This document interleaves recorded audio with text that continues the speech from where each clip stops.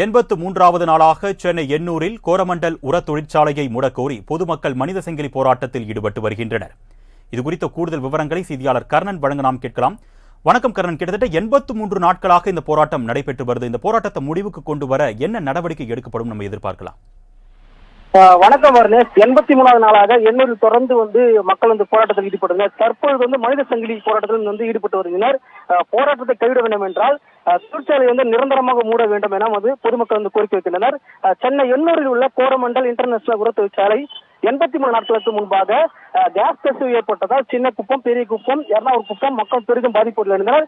இதனைத் தொடர்ந்து 83 நாட்களாக சின்ன குப்பம், பெரிய குப்பம், எர்ணாவூர் குப்பம், தாழங்குப்பம், நெட்டுக்குப்பம் உள்ளிட்ட 33 கிராமங்கள் சார்ந்த மக்கள் போராட்டத்தில் தற்போது வரை ஈடுபட்டு வந்தனர்.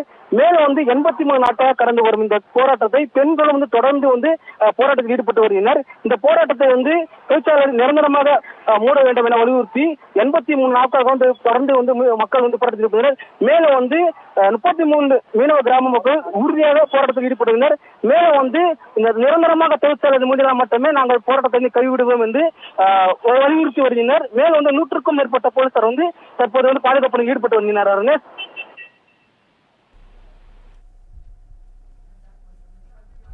விவரங்களுக்கு நன்றி கர்ணன்.